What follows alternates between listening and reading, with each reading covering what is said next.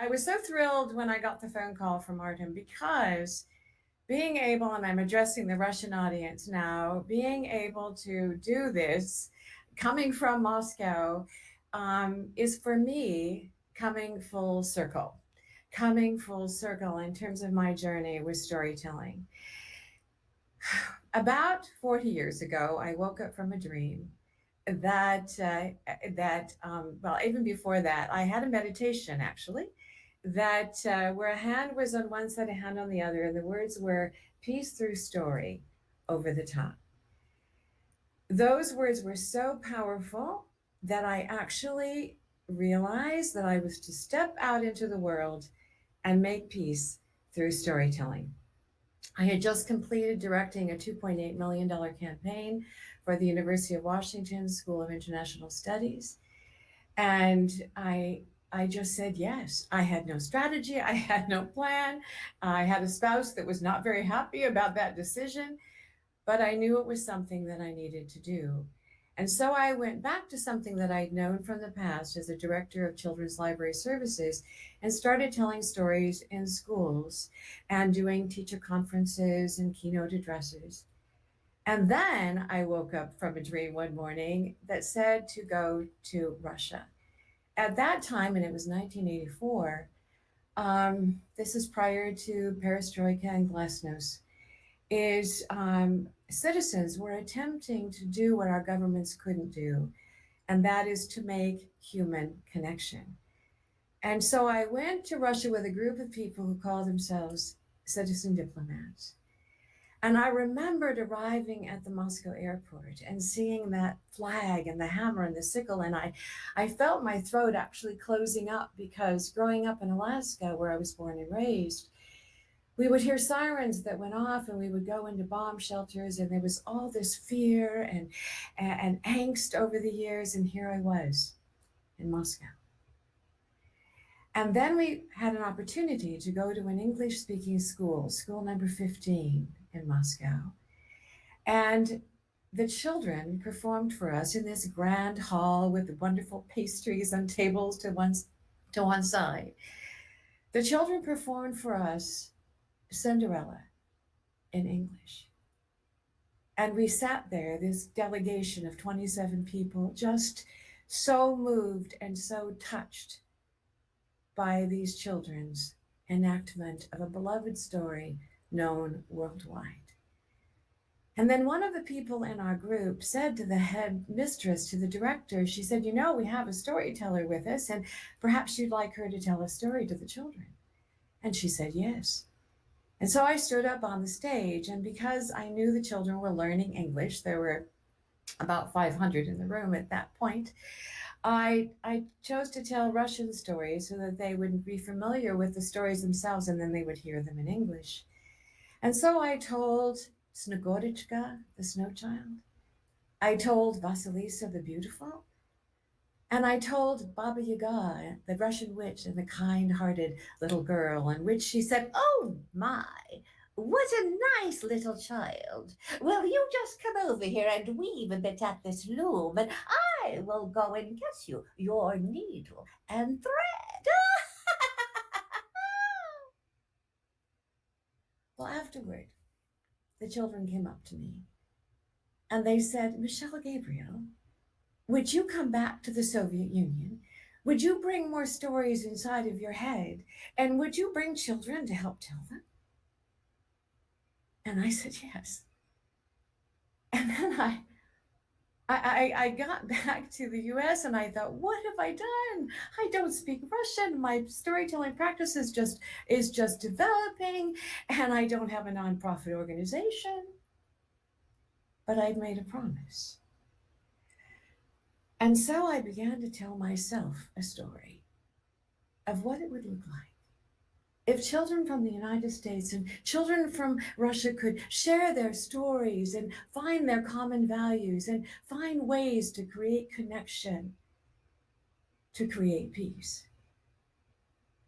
And then I began to tell this story to other people, and there seemed to be resonance, and the story began to grow. And meanwhile, I was making trips to the former Soviet Union, making arrangements, and ultimately we had 137 children apply. 27 were chosen. They studied for a year, citizen diplomacy and storytelling, and off we went. Off we went, and began to share stories. And in the course of that, some extraordinary things began to happen. Children wrote us and said, "You have brought me to the land of fairy tales and left me there, facing my own dreams and feelings." When we were doing a performance at the Maltese Embassy, there was an interpreter that I had asked to not only translate the words of the children's stories, but also to reenact their movements and their sounds. And she was somewhat reserved, and this was not exactly a comfortable feeling for her, but she agreed. And then, in the course of one of our children, Heidi telling the story of the three pigs, and rather than repeating what she had just said, "Oh my, then I'll blow your house down," she said in Russian, but we could tell what she was saying. She said, "Well, then the wolf said what he said last time." And Heidi, our version of Pippi Longstocking, who knew that she had not translated what she had just done, stopped telling her story, put her hands on her hips, began tapping her foot, and she said to the woman, "No, no, no," she said, "you have to do it again." And she made the woman do it again. And she just got into it.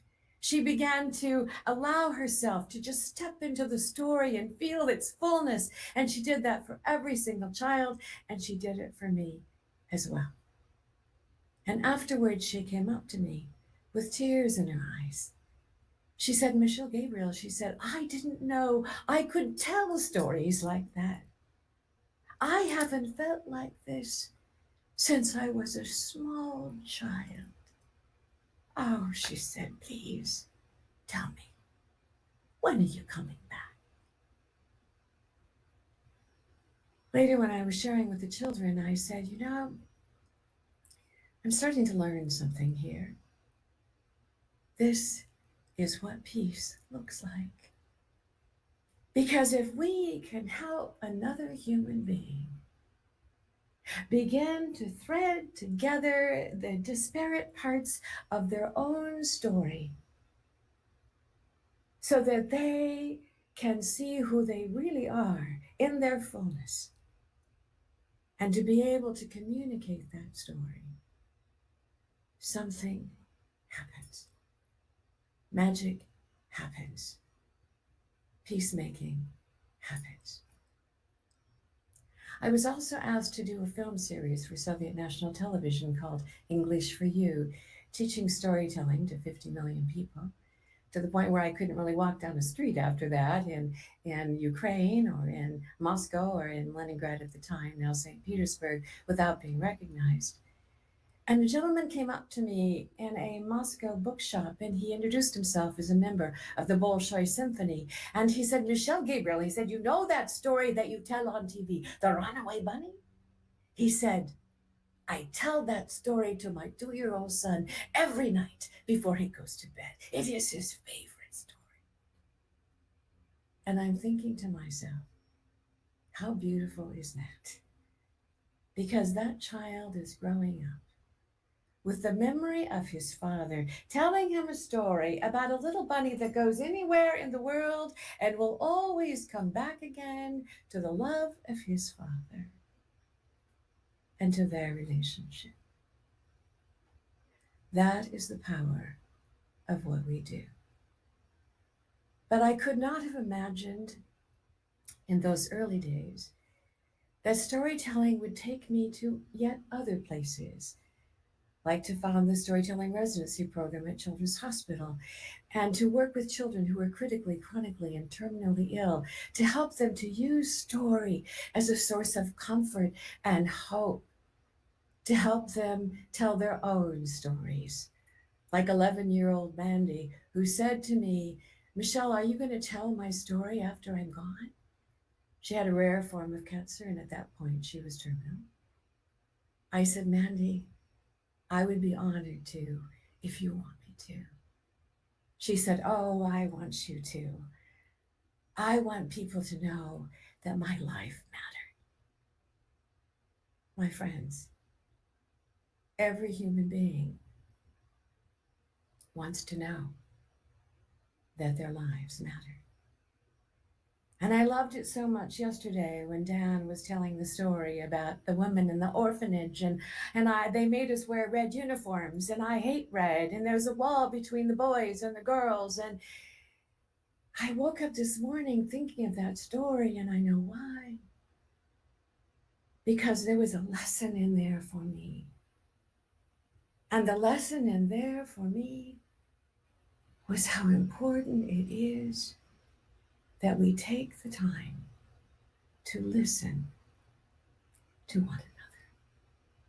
That we create a container that's big enough or deep enough or wide enough to be able to allow a person's fullness of their story, rough and unconnected, and however else it may show up initially, to allow it to come forth so that they are in a place to claim more of who they are as a human being. There is a wonderful quote from Barry Lopez in a book called Crow and Weasel. It goes something like this. When stories come to you, care for them and give them away when they're needed. Sometimes people need stories more than food to stay alive. That's why we put stories in one another's memory. That's how we take care of one another. And as leaders, every one of you on this call has a story to tell, more than one story to tell. And you have stories that we need, because according to indigenous cultures, that when someone's story is shortchanged or not fully expressed, the whole collective suffers. That when we can sit with another human being and recognize that that person is us and we are them, and that our ability to listen to them as a source of wisdom has the potential not only to transform their lives in the telling, but our lives in the listening. Now, I certainly would have not have thought 39, 40 years ago that I would be spending the last 24 years of my storytelling practice working with adults, working with leaders, helping them, and I love Jane's term, I use it to excavate the stories that are in them and to bring them forward. I had an opportunity to tell stories at a Boeing $26 million campaign kickoff breakfast, and told four stories in the course of that keynote about the importance of donating to the campaign. Only I never use those words. I just told stories and let the stories tell them. A few weeks later, I received a phone call, and someone said, "Are you that storyteller that makes grown men cry?" I said, "Well, given the fact as I looked out, I could see particularly men wiping their eyes." I said, "Yes, that would be me." She said, can you help us to communicate like you do?" I said, "You mean you want me to help you teach grown men, help grown men to cry, speak in such a way as to do that?" She laughed. She said, "We want to be able to learn how to speak from the heart." And that is what brought me inside of the company. But like so many of you and some of the questions you've asked today, even in the chat, people would say to me, "Well, Michale, you're gonna help us put a spin on a story?" Because that's the rap sometimes the story gets. And my response then, as it is now, is that I do not serve you to help you put a spin on a story. Because the people that work for you are very wise. They may not figure it out initially, but if in fact they come to find out that the words that are coming out of your mouth are not in alignment with the values that you hold, your leadership will be compromised. And so, my job in this interaction is for me to help you find your personal connection to the messages that you are communicating, because then you can speak with resonance, power, and integrity. And just like Jane said earlier, I have worked with thousands now of leaders who have said to me things like, I don't know that I have a story to tell. And I said, well, let me be the judge of that. Let's just have a conversation. And in the course of that conversation, asking questions, unearthing memories, the stories emerge. The stories emerge. And a person begins to find the wisdom that is theirs to share. It has been my privilege to set up 3 distinct leadership programs, to be a part of them, both in the United States and in India. This for Boeing, and I've worked with other companies as well. And one of the things that we did in designing this year-long cohort was that we invited the speakers to come in and share, of course, about their areas of business on those 2 days each month. But then I would meet with them and I would say, you know, facts and data is not enough. Even knowledge is not enough because it will change. But there are certain things in life that are universal and they'll happen with every generation. Things like how you handle disappointment, how you overcame an obstacle, some of the challenges that you faced in your leadership. Those are the stories that are the wisdom stories. They're part of your medicine bag. And what we're asking for you to do, in addition to presenting your slide deck and all the other information you're presenting to us, is for you also to reflect on your own life and your own lessons, and then share with us one of those lessons, not only giving us an opportunity to get to know you better, but also to walk away with a nugget. Something that we can keep with us so that when we have need of that story, it is there for us. And that's exactly what we've done. And then those in the cohort, the year-long cohort, at the end, I would work with each person individually on their own stories. And just like what was said earlier by Jane, you see how we are sisters from a different mother, Jane, is that when you create a container that is sacred enough, respectful enough, trusting enough, it allows people to go deeper and to share more of themselves with one another. And so in the course of those many, many, many different programs, we heard amazing stories, people who had fled in the middle of the night in Vietnam in a car without headlights to go to the water's edge in a small boat going out to sea, being pushed up and over into a larger boat and put down into a hole, not knowing if the rest of their family members had made it, only to find out the next day if they did or they didn't, to come to a country to find freedom, hope, and possibility. We heard people share stories about challenges that they'd faced in marriages, or the loss of a child, or someone who traveled on a mission to Peru and had taken clothing and all kinds of things to offer up in this little tiny village. And indeed they did. They put on a store where people could make their own choices as to things that they wanted. And then afterward being taken to someone's home and being offered a meal, but there wasn't very much food. And so the guests were sitting at the table, the family members were around the edges of the hut. And this gentleman said, I didn't want to eat the food. I knew it was so little and I didn't want to take from them. And the pastor said to me, you must. Because you see, if you don't accept the gift that's coming back to you, then the relationship is uneven. And now you have the power. And so you must accept that which they can give you in return to what they have given you and what you have given them.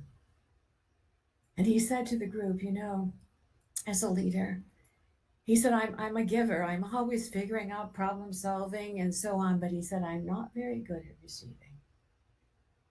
And it wasn't until I had that experience that I recognized that I needed to receive. I needed to allow myself to be given to, not just be the giver. And it never occurred to me until that moment that it may have something to do with power and positioning. These stories were so moving that what happened out of that was that people looked at each other in new ways.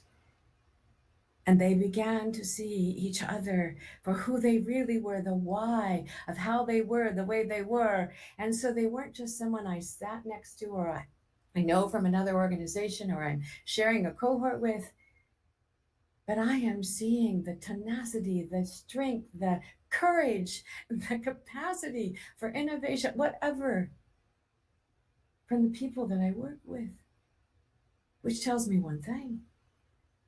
There isn't any problem that any of us would ever encounter that we don't have the intelligence and the creativity and the resourcefulness to solve. And not only that, I've come out of this experience wiser for being a part of it. I remembered one gentleman, Craig, who was telling the story of the transformation of his team from a paper-based organization to offering their services through the portal. And we had a people vision. You know what these are like, don't you? Everyone works really hard in the focus groups and refines the language and gets the wordsmithing just right. And then we make copies of them and put them inside of our meeting spaces, or in these days of working virtually, we put them up on the screen and we think that's going to change culture, influence culture. It does not. Stories do. And so Craig was the one being chosen to take this story to a leadership team, and it was very difficult for him to work with me because I was asking him to feel something. And he was always in his head. He was one of these leaders that just said, this is the problem, here's the solution, done. And I was asking him to go back and track and track and track the contributions of the different people in his organizations to end that, to achieve that result. Because this was all about the people, after all. It was their story we were telling.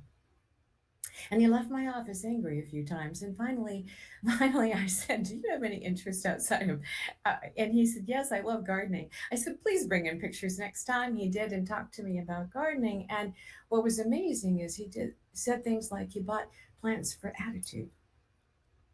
And that what it was like to prune a tree. If you prune it too much, then it can die, not enough, it doesn't flourish. And I remembered saying to him, is there a correlation between being a master gardener and being a manager? He'd never put those things together before. And so the story moved along, and part of that story was that they had gone through a reorganization. He had to eliminate some members of his organization. And he said, I don't want to include that part. I said, why? He said, because it was just too painful. I said, there's a story that is out in the enterprise that says you managers just go into a room and you start lopping off heads, and it doesn't even matter to you, and it's not about us and our contribution and what we've done for the company. It's just business as usual. So I said, tell me, is that how it was for you? Absolutely not, Michelle, he said. I was in turmoil. My wife insisted I go to the doctor because my heart was racing so much during that period. But he said, I knew what I had to do. And I tried to do it as thoughtfully as I could, and I tried to help people find other positions in the company or elsewhere.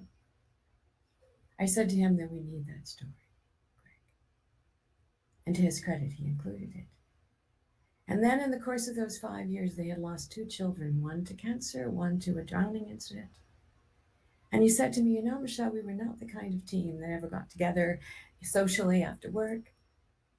But during these 2 situations, he said, I realized we were not just a team, we had become a caring family. And when the one man whose child had died of cancer the year before heard about his colleague who had lost one child in a drowning incident, had the other child at Children's Hospital in Seattle, he had his wife, and he just had surgery on his foot, drive him the 50 miles to the hospital so he could be there for his colleague. So once the story was put together, it took a few weeks. We took it first to his team because they had to sign off on it. And this was what was most remarkable. He stood at the front of the table. People were lying on either side of the long conference table. Some were sitting against the wall. I positioned myself so that I could watch reactions. And as he was telling the story of their amazing journey over those 5 years, I am watching the faces of his team members. And there's something like this. Just like your children when they say to you, so tell me about the time I was born, or tell me about the time that I scarred my knee, Mommy and Daddy. Yeah, just like that. And when he finished, they applauded. And the first words out of someone's mouth was, "We are amazing," they said. And indeed, they were. And so we took that story to the leadership team and we demonstrated what a people vision looks like in action. And then every month, I would bring someone else to share a story, to bring that vision to life through the stories of things that were happening in the organization, to give recognition to people, to let their voices and their contributions be told. And again, when you think about your own stories, there are the stories that we've talked about, the origin stories, the stories that tell more about who we are. But I would also ask you to think about, if you only had a limited amount of time to live, what would be your wisdom that you would want to pass on? What would be your values that have mattered to you over your life? And what are the stories connected to those values? And would you share them? Because that enriches each one of us in the hearing. And then the third question I would ask of you is, what can you do to create a space so that people's stories can be heard? Where a person is not feeling like, get to the bottom line, get to the bottom line. Oh, I don't have time. Oh, I'm on my phone. Oh, I'm this. Oh, I'm this. Oh, I'm this. Oh, I'm that. Because what that does is it silences a voice. It silences a voice. And the wisdom that that human being has to bring to the table is not heard. And even more for that person, it means parts of themselves get stuck inside. And the fullness of what they have to bring to the table is not expressed. That's the power of what we are doing here. Now, you know, there are so many opportunities that we have as leaders to share those stories. And I know there's some thought around, well, you know, should we be sharing our own stories? And the important thing is, yes, because we need to know you. We need to understand you. We need to know what matters to you. I was working with a woman recently who is CEO of her company. Someone else started it, but founded it, but then she took it over. She had been struggling with this idea of imposter syndrome, which many of us carry. And as we began to work together, and she began to talk about all the changes that she had implemented in the course of the last 4 years, and particularly what she had done in the time of COVID so that their business could continue and to flourish. At the end of each of our sessions, which is a practice that I always do, I reflect back to the person the story that I've heard. Because oftentimes we're so caught up in our own story, we don't see its possibilities and the strength of it and the power of it unless we hear it coming back to us. And so she continued to work on that story.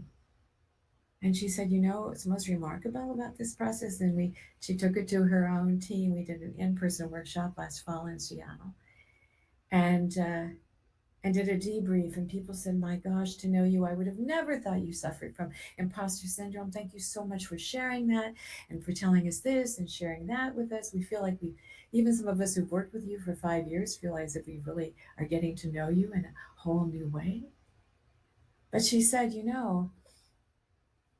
for the first time, I'm actually owning my leadership. And she said, I used to listen to myself on podcasts. I was periodically interviewed. And she said, I was always cringing. Now, when I listen to myself on a podcast, I'm smiling from ear to ear because I know I have a worthwhile story to tell. And I know that my story has the potential of activating stories in others. And that is a good thing. So you can see from all of this that our stories truly matter. And sometimes our stories are, it's the thing that we need the most in order to heal us. When I was working with children at Children's Hospital, one of my patients, who had just arrived after a month of spending time in a hospital in Anchorage, who had an automobile accident, but he was on his bicycle, and he was permanently paralyzed from the neck down, so he had a tube in the trachea. He would be this way for the rest of his life, breathing this way for the rest of his life. And I went into his room at the request of the child life specialist, who said he has not spoken a full sentence in English or Spanish since his accident. His family was from Puerto Rico. And I looked down at the face of this beautiful, beautiful child, and I said, would you like me to tell you a story, Alex? He was 5 years old. He said, yes, with his head nodding. It wasn't speaking. And so I told him a Russian fairy tale, actually, called Caps for Sale, about a monkey who take the caps of a peddler who's sleeping at the base of a tree. And as I'm telling it, I'm watching as his little eyes begin to follow my finger, looking at those imaginary monkeys in the tree. So I know he's making a connection. And so when I finished that story, I said, Alex, would you like me to tell you another story? And he nodded his head yes, the only part of his body he could now move. And I told him a story beloved by children the world over, The Three Bears. And as I'm telling the story about the papa bear and the mama bear and the baby bear, and they lived in a cottage in the woods. And I came to that line, and one day the mama bear was making some, and I started to say, soup. And Alex's mouth moved. And I said, what, Alex? And he said, breathing through the tube in his trachea, soup. That's right, Alex. She was making some soup. But it was two, and I waited. And he said, that's right. It was too hot. And then I started into that next line. I know you know it. And so the papa bear and the mama bear and the baby bear decided to go for a walk, you know that, in the woods. And his mouth kept moving. I said, what, Alex? And he said, breathing through that tube in his trachea, that's, the papa bear and the mama bear and the baby bear went for a walk. And the what? And it was the first full sentence that he had spoken since the accident. And it was a story that brought him And after that, I went into his room every day and told him stories, and he told them to everybody else. He was not, no one was allowed to change a dressing or do anything without hearing his story first. And one of his favorites was the little old lady who wasn't afraid of anything, only he changed it to, I ain't afraid of nothing. And then one day I was racing out of the hospital and late for a concert in downtown Seattle that I've been trying to get to for 2 years. And his sister stepped out of the room and she said, Oh, Michelle, she said, Alex has had such a bad day. Can you go and tell him a story? And I thought, oh my goodness, well, all right. If I can get something down in about 2 minutes, I'll just have time if I hit all the lights right just to get to the theater. So I go into his room. I tell him the fastest, shortest story that I know. And I'm heading out of the room. And he says to me, Michelle, he said, I want to tell you a story. I said, you do? He said, yes. From inside of my head. I said, you do? Yes. And I thought, so much for the concert. I had a friend waiting for me, and this was before cell phones. There was no way I could reach her. So I sent her this mental message. Please understand. Please understand. I went, sat down, and I heard a voice inside my head say, write it down. So I said, wait, Alex, wait. And I went out to the nurse's station and got paper and pen. And then I heard a voice say, get him an audience. Okay. And so I said, nurses, Alex is going to tell a story. Doctors, no, Alex is going to tell a story. Come on in. And the custodian was coming by with his card. I said, Mr. Custodian, Alex is going to tell a story. Come on in. And pretty soon we had 9 people around his bed. Well, if you have an appreciative audience, does your story get big? Does your story get better? Indeed, it does. He had 3 Pinocchios in his story, 3 soldiers who sold their bags of gold for money, which was an interesting concept. And at the very end, he just said, the end. And everyone applauded. And I flipped the pages. I said, Alex, look at this. This is your story. You're a storyteller. We're going to put this on the computer. It's going to be your first book. And then I leaned forward as if I were looking into the top of his head. And I said, Alex. He said, what? I said, Alex, what? I said, Alex, what? I see hundreds of more stories inside of your head. He said, you do? I do. And after that, every time someone came to his room, he said, I'm going to tell you a story. Write it down. And pretty soon he had stories lining his walls. He left Children's Hospital in his new electric wheelchair to be medevaced to Alaska. He had on the handles his dog team, puppets, because no child should go back to Alaska without a dog team, that had been created for him by the custodian.